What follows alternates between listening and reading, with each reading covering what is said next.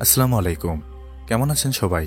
আপনারা জানেন, অনেক খোঁজার পর অসাধারণ এক মুভি পেয়েছি। তাই ভাবলাম যাই হয়ে যাক না কেন, এই মুভি অবশ্যই আপনাদের দেখাবো। মুভির নাম দ্য ট্রান্সলেটর। একটি বই যার 2টা পার্ট অলরেডি পাবলিশ হয়ে গেছে এবং 3 নম্বর পার্ট কিছুদিনের মধ্যেই প্রকাশ পাবে। কিন্তু বইয়ের লেখক ঠিক করে সে বইটিকে এবার 9টি আলাদা আলাদা ভাষায় প্রকাশ করবে এবং এই জন্য লেখক 9টি দেশের 9 জন আলাদা আলাদা ট্রান্সলেটরকে হায়ার করে, যারা দিনরাত পরিশ্রম করে 9টি ভাষায় বইটিকে অনুবাদ করবে। কিন্তু এখানে একটা সমস্যা ছিল। যেহেতু বইটি একটি সিক্রেট বই ছিল, তাই পাবলিশের আগে বইটির কোনো পার্ট পাইরেসি হয়ে যেন প্রকাশ না পায়, এই জন্য ওই 9 জন ট্রান্সলেটরকে একটি সিক্রেট বাংকারে বন্দি করে রাখা হয়। কিন্তু ওই বাংকারে বন্দি করার পর সেই 9 জন ট্রান্সলেটরের সঙ্গে ভয়ানক সব ঘটনা ঘটতে শুরু করে। শেষ পর্যন্ত তারা কি বাংকার থেকে বেঁচে ফিরতে পেরেছিল, এটাই দেখব আজকের গল্পে। তাহলে চলুন আর দেরি না করে গল্প শুরু করা যাক। গল্পের শুরুতেই আমরা বুক পাবলিশ কোম্পানির এক সিইওকে দেখতে পাই, যার নাম ছিল এরিক। সে একটি বড় বুক ফেয়ারের আয়োজন করেছিল, যে দেখুন ডিডলাস নামের ফেমাস বইয়ের 3য় খণ্ড আমরা খুব তাড়াতাড়ি রিলিজ করব। এই বইয়ের আগের 2টা পার্ট আপনারা যেভাবে সাপোর্ট করেছেন, এটা দেখে আমাদের মনে হয়েছে এই বইয়ের 3য় খণ্ড মুক্তি দেওয়া উচিত। আগামী 2 মাসের মধ্যে আমরা 3য় খণ্ড প্রকাশ করব এবং এভাবেই 3য় খণ্ডের অ্যানাউন্সমেন্ট শেষ হয়ে যায়। এরপর দেখা যায় আমরা একে একে বিভিন্ন দেশের ট্রান্সলেটরকে দেখতে পাই, যাদের ইনভাইট করে নিয়ে আসা হয়েছিল। এর নাম টেলমা, সে ছিল পর্তুগিজ ট্রান্সলেটর। এর নাম হেলেন, সে ছিল ডেনমার্ক ট্রান্সলেটর। এর নাম অ্যালেক্স, সে ছিল ইংল্যান্ড ট্রান্সলেটর। এর নাম এন্ড্রিক, সে ছিল জার্মান ট্রান্সলেটর। এর নাম জাভিয়র, সে ছিল স্পেনের ট্রান্সলেটর। এর নাম ড্যারিও, সে ছিল ইটালিয়ান ট্রান্সলেটর। এরপর গ্রিক ট্রান্সলেটর ক্যান্ডিনোস এবং সর্বশেষ চাইনিজ ও রাশিয়ান ট্রান্সলেটর, যাদের নাম ছিল চ্যান ও ক্যাথরিনা। এই সমস্ত প্রফেশনাল ট্রান্সলেটর ফ্রান্সের বিশাল বড় এক ম্যানশনে চলে আসে। এখানেই তাদের ওই বইটিকে ট্রান্সলেট করতে হবে। এখানে প্রবেশ করার সঙ্গে সঙ্গেই সবার মোবাইল ফোন ও যাবতীয় জিনিসপত্র নিয়ে নেওয়া হয় এবং সবাইকে নিচে বাংকারে নিয়ে যাওয়া হয়। ট্রান্সলেটররা সবাই অনেক হ্যাপি ছিল, কারণ ডিডলাস নামের সেই ফেমাস বইটির 3য় খণ্ড মুক্তির আগেই তারা সেটা ভালো করে পড়তে পারবে। এরকম অসাধারণ ভাগ্য কয়জনের হয়? এখানে বাংকারের মধ্যে প্রবেশের পর এরিক সেখানে উপস্থিত হয় এবং সবার উদ্দেশ্যে বলে, এখানে আপনাদের কোনো জিনিসের অভাব হবে না। ভালো খাবার, ভালো বিছানা, সবকিছু এখানে পাবেন। প্রতিদিন আপনাদের 20টি করে বইয়ের পৃষ্ঠা দেওয়া হবে এবং ওই দিনের মধ্যেই আপনাদের পৃষ্ঠাগুলো ট্রান্সলেট করতে হবে। এখানে পুরো বই ট্রান্সলেট করতে 1 মাসের মতো সময় লাগবে, কিন্তু এখানে 2 মাসের জন্য আপনাদের নিয়ে আসা হয়েছে, কারণ পরবর্তী 1 মাস ট্রান্সলেট বা অনুবাদে যদি কোনো ভুল হয়, সেটা যেন আপনারা ঠিক করে নিতে পারেন। এরপরেও যদি কোনো ভুল হয়ে যায়, তার জন্য আপনাদের অনেক বড় মূল্য চোকাতে হবে। এদিকে সব বলার পর ট্রান্সলেটররা যা যার কাজে লেগে পড়ে। ক্যাথরিনা বইয়ের প্রথম পেজ পড়ার সাথে সাথেই অনেক ইমোশনাল হয়ে পড়ে, কারণ এতটাই ভালো ছিল এই বইয়ের ন্যারেশন। সবাই আজকের দিনের মধ্যেই 20টি পেজের ট্রান্সলেট কমপ্লিট করে ফেলে। ট্রান্সলেশন কমপ্লিট হয়ে গেলে এরিক সেখানে একটি বিটকেস নিয়ে হাজির হয়, যার মধ্যে এই বইটির অরিজিনাল স্ক্রিপ্ট ছিল। এছাড়াও বিভিন্ন দেশের ফ্ল্যাগের সঙ্গে কিছু পেনড্রাইভ ছিল। এরিক একটি পেনড্রাইভ কম্পিউটারে কানেক্ট করে। কম্পিউটারে কানেক্ট করার পর আবার খুলে ফেলে। তখন ড্যারিও বলে ওঠে, এই বইয়ের লেখকের সঙ্গে আমি দেখা করতে চাই। এরিক বলে, এই বইয়ের লেখকের নাম অস্কার, কিন্তু তার সাথে দেখা করা সম্ভব নয়, কারণ তাকে আমরা কেউই নিজ চোখে দেখিনি। এরিকের কথা শুনে অ্যালেক্স বলে, এটা কেমন কথা? আমরা তার বিখ্যাত একটি বই ট্রান্সলেট করছি, তার সঙ্গে দেখা করাতে সমস্যা কোথায়? এরিক বলে, অস্কার তার পরিচয় প্রকাশ্যে নিয়ে আসতে চায় না, সে গোপন থাকতেই পছন্দ করে। এই বিষয়ে প্রশ্ন করে কোনো লাভ হবে না। এসব বলে এরিক ওখান থেকে চলে যায়।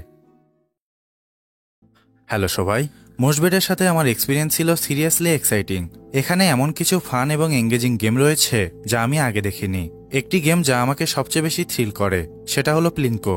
বেশি কিছু বলবো না, ট্রাস্ট মি, এটা একটা অন্যরকম এক্সপিরিয়েন্স হতে চলেছে। যদি আপনি গেম লাভার হয়ে থাকেন তাহলে মোস্টবেটে সবার জন্য কিছু না কিছু আছেই। মোস্টবেটে বিকাশ, নগদ, রকেট উপায় এবং অন্যান্য অনলাইন ট্রানজ্যাকশনের মাধ্যমে খুব সহজেই টাকা ডিপোজিট ও উইথড্র করা যায়। আপনি এখানে লাইভ স্ট্রিমও করতে পারবেন। Favourite match right from the platform. আমার প্রোমোকোড CAC89 ইউজ করে রেজিস্ট্রেশন করে অ্যামেজিং সব ফিচার উপভোগ করুন। এরিক ওখান থেকে চলে যাওয়ার পর পরবর্তী দৃশ্যে আমরা দেখতে পাই ক্যাথরিনা এরিকের রুমে তার জন্য অপেক্ষা করছিল, কিন্তু এরিক অন্য রুমে ফোনে কারোর সঙ্গে কথা বলছিল। ক্যাথরিনা এই সুযোগে এরিকের বিটকেস খুলে অরিজিনাল স্ক্রিপ্ট চুরি করার চেষ্টা করে, কিন্তু তাৎক্ষণিক এরিক রুমের মধ্যে প্রবেশ করলে ক্যাথরিনা চুপচাপ সোফায় গিয়ে বসে পড়ে। এরিক কিছুই বুঝতে পারে না। এরিক ক্যাথরিনাকে ইমপ্রেস করার চেষ্টা করে। সে বলে, আজ তুমি অনেক দারুণভাবে বইয়ের পৃষ্ঠাগুলো ট্রান্সলেট করেছ। এইভাবে কাজ করলে তোমার কাজ অনেক আগেই সম্পূর্ণ হয়ে যাবে। এরিকের কথা শুনে ক্যাথরিনাও ইমপ্রেস হওয়ার নাটক করে। দৃশ্যপট পরিবর্তন হয়ে এখান থেকে আমাদের 5 মাস আগের ঘটনাগুলি দেখানো হয়। একদিন এরিক শহর থেকে দূরে পুরনো একটি লাইব্রেরিতে যায় এবং সেখানে সে জর্জ নামের এক বৃদ্ধের সঙ্গে দেখা করে। এরিক সেই বৃদ্ধকে বলে, আপনি বই লিখে যত টাকা রোজগার করেছেন তা দিয়ে তো পুরো পৃথিবীর মানুষদের কিনে নেওয়া যাবে। এসব শুনে জর্জ বলে, হ্যাঁ, সেটা হয়তো সম্ভব, তবে আমি ঠিক করেছি ডিডলাস নামের ওই বইটির 3য় খণ্ড মুক্তির পর আমি লেখালেখি ছেড়ে দিব। এরিক ও জর্জের কথাবার্তা শুনে বোঝা যাচ্ছিল ডিডলাস নামের সেই বইটির লেখক হয়তো জর্জ। এখান থেকে দৃশ্যপট আবারও বর্তমানে ফিরে আসে। আমরা দেখতে পাই 9টি দেশের ট্রান্সলেটররা তাদের কাজ করার পাশাপাশি ব্যায়াম ও বিনোদনেও অংশগ্রহণ করেছিল। তাদের সময়গুলো খুব ভালো চলছিল। পার্টি থেকে শুরু করে সবকিছুই তারা এখানে উপভোগ করছিল, কিন্তু তাদের এই আনন্দ বেশিক্ষণই স্থায়ী হয় না। এরিক সমস্ত ট্রান্সলেটরকে এক জায়গায় ডেকে আনে। এক জায়গায় ডাকার পর সবার উদ্দেশ্যে বলে, আজ আমার ফোনে একটি মেসেজ এসেছে। সেখানে আমাকে বলা হয়েছে ডিডলাস বইয়ের 3য় খণ্ডের 10টি পৃষ্ঠা ইন্টারনেটে পাবলিশ করা হয়েছে এবং যে ব্যক্তিটি আমাকে ওই মেসেজ করেছে সে আমার কাছে 5 মিলিয়ন ইউরো দাবি করেছে। যদি আমি তাকে টাকা দিতে রাজি না হই, সে বইয়ের আগামী 100 পৃষ্ঠা ইন্টারনেটে পাবলিশ করে দেওয়ার হুমকি দিয়েছে। এরিক আরও বলে, এই বইয়ের অরিজিনাল স্ক্রিপ্ট শুধু আমি এবং এখানে যারা ট্রান্সলেটর রয়েছে তোমরা জানো। তোমরা ছাড়া বইটির অরিজিনাল স্ক্রিপ্ট কেউ দেখেনি। তোমাদের মধ্যে একজন এই পৃষ্ঠাগুলো ইন্টারনেটে ছড়িয়ে দিয়েছে। চুপচাপ বলে দাও কে করেছ। এরিকের কথা শুনে সবাই অনেক ভয় পেলেও একজন ট্রান্সলেটর অনেক হাসছিল। হাসতে হাসতে সে বলে, পৃষ্ঠা লিক হয়েছে, হা হা, আহারে, তার মানে এই বই আর কেউ কিনবে না। অনেক টাকা লস হয়ে গেল, তাই না? ওই ট্রান্সলেটরের কথা শুনে এরিক ভীষণ রেগে যায়। সে একজন গার্ডকে দিয়ে সেই ট্রান্সলেটরকে মারতে শুরু করে। এরিকের এমন ব্যবহারে এবার সবাই ভীষণ ঘাবড়ে যায়। একে একে প্রত্যেকের রুম চেক করা হয়। 9 জন ট্রান্সলেটর রুম ভালো করে চেক করলে হেলেনের বেডের নিচে একটি স্ক্রিপ্ট পাওয়া যায়। হেলেনকে ডেকে নিয়ে এসে ওই স্ক্রিপ্ট বা পেজ সম্পর্কে জিজ্ঞাসা করলে হেলেন বলে, এটা তো আমার নিজের লেখা একটি গল্প, যেটা বিগত 8 বছর ধরে আমি লিখে আসছি। প্রতিদিন একটু একটু করে আমি এই গল্পটিকে লিখেছি। এসব শুনে এরিক বলে, তোমাকে এখানে ডিডলাস বই ট্রান্সলেট করার জন্য নিয়ে আসা হয়েছে, নিজের ব্যক্তিগত কাজের জন্য নয়। এসব ইউজলেস গল্প না লিখে ডিডলাস বইটিকে ট্রান্সলেট করার দিকে মনোযোগী হও। এসব বলে এরিক সমস্ত পেজ আগুনে পুড়িয়ে ফেলে। হেলেন এসব দেখে অনেক কষ্ট পায়।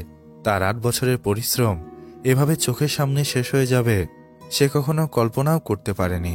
হেলেন ভীষণ ভেঙে পড়ে। এরপর দেখা যায় সমস্ত ট্রান্সলেটর এক জায়গায় হয়ে বিষয়টি নিয়ে আলোচনা করছিল যে আমরা সবাই প্রফেশনাল ট্রান্সলেটর। আমাদের মধ্যে এত জঘন্য কাজ কে করল? চ্যান বলে, নিশ্চয়ই আমাদের মধ্যে কেউ একজন তার ফোন এখানে লুকিয়ে রেখেছে। ওই ফোনের মাধ্যমেই বইয়ের পৃষ্ঠাগুলো লিক হয়েছে।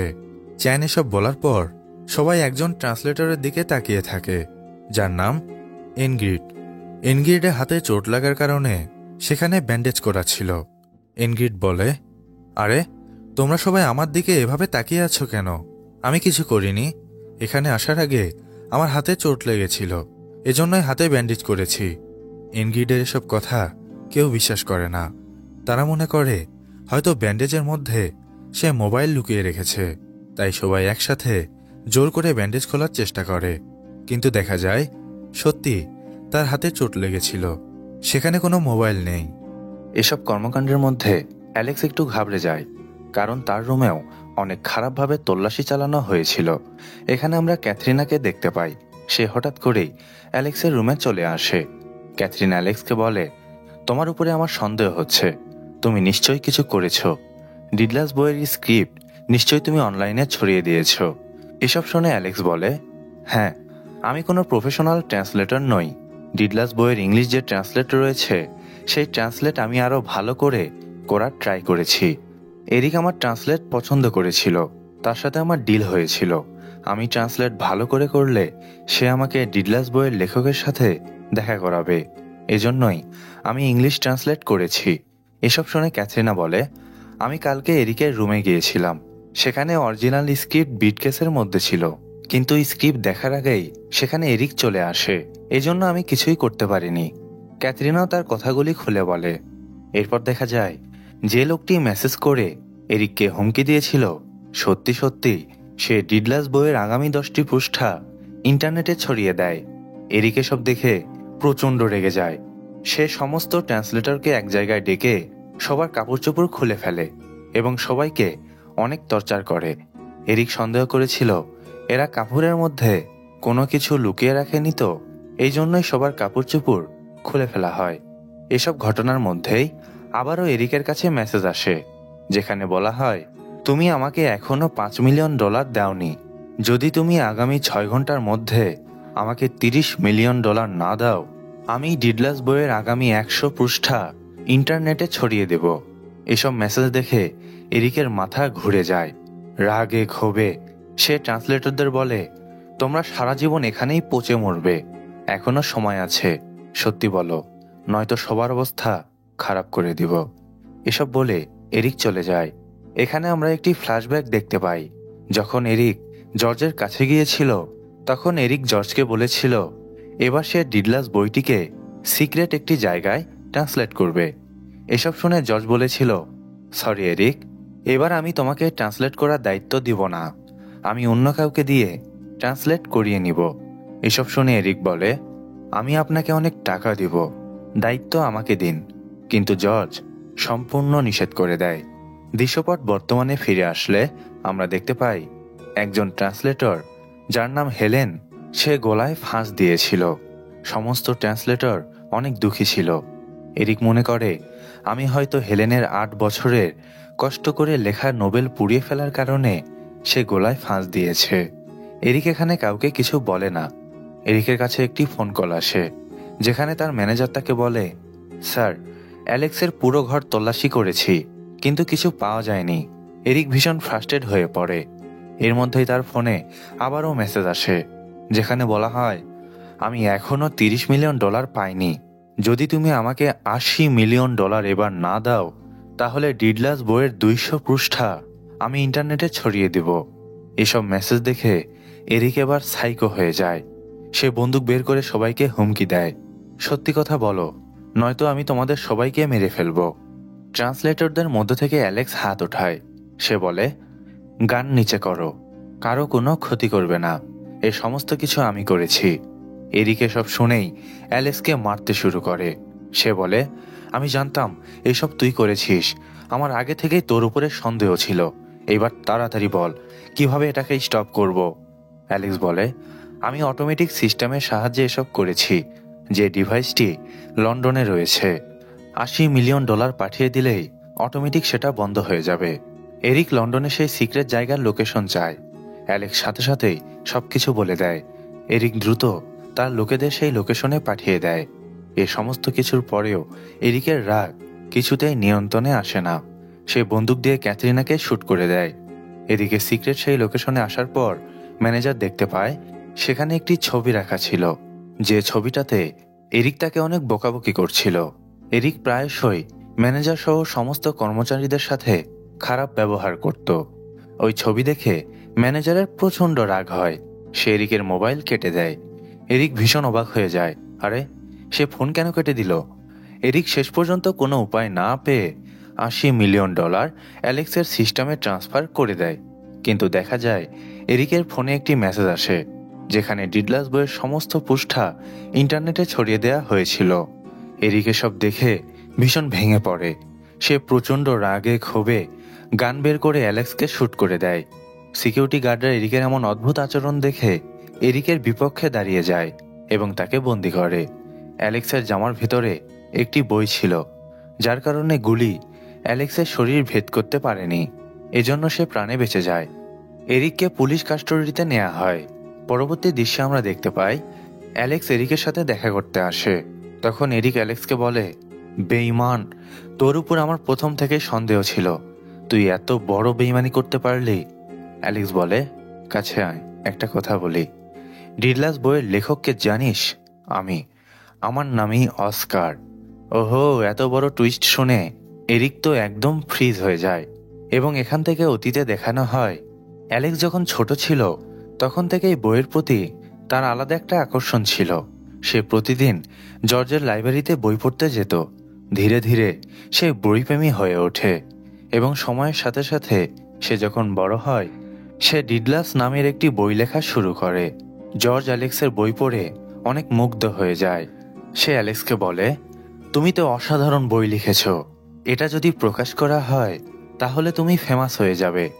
অ্যালেক্স এসব শুনে একটু শঙ্কিত বোধ করে।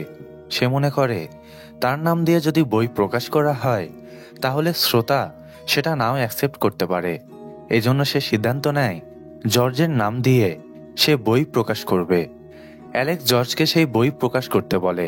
অ্যালেক্সের কথা মতো জর্জ ডিডলাস বইয়ের 2টা পার্ট এরিকের মাধ্যমে পাবলিশ করে। কিন্তু অ্যালেক্স যখন জানতে পারে যে এরিক বই প্রকাশ করার জন্য বিভিন্ন জঘন্যতম পাবলিসিটির প্রয়োগ করে, তখন সে অনেক ভেঙে পড়ে। সে জর্জকে বলে, আমরা ডিডলাস বইয়ের 3য় খণ্ড এরিককে দিয়ে পাবলিশ করাবো না, অন্য কাউকে খুঁজে নেব। জর্জ বলে, ঠিক আছে, আমি এরিককে নিষেধ করে দেব, তুমি 3য় খণ্ড লিখতে শুরু করো। দৃশ্যপট আবারও বর্তমানে ফিরে আসলে এরিক একদম শকড হয়ে যায়। সে অ্যালেক্সকে বলে, না, তুমি অস্কার হতেই পারো না। আমি নিজের হাতে অস্কারকে খুন করেছি এবং বইয়ের সমস্ত অরিজিনাল স্ক্রিপ্ট চুরি করে নিয়ে এসেছি। এখানে ফ্ল্যাশব্যাকে দেখানো হয় যখন জর্জ এরিককে নিষেধ করে দেয় তখন এরিক রাগের মাথায় জর্জকে খুন করে ফেলে এবং সমস্ত স্ক্রিপ্ট চুরি করে লাইব্রেরিতে আগুন জ্বালিয়ে দেয়, যেন সবাই মনে করে এটা একটা অ্যাক্সিডেন্ট। এরিক এসব কথা অ্যালেক্সকে বলার সময় মাইক্রোফোন ও সিসি ক্যামেরার মাধ্যমে পুলিশরা সবকিছু জেনে যায় যে এরিক জর্জকে খুন করেছে। পুলিশরা তাৎক্ষণিক এরিককে অ্যারেস্ট করে নিয়ে যায়। অ্যালেক্স স্বস্তির নিঃশ্বাস ফেলে। যে জর্জকে সে দাদার মতো ভালোবাসত তার খুনের বদলা সে নিতে পেরেছে এবং এর সাথেই গল্প সমাপ্তি হয়। কেমন লাগলো আজকের মুভি কমেন্ট করে জানিয়ে দেন না প্লিজ। আজকের মতো বিদায় নিচ্ছি। টাটা, আল্লাহ হাফেজ।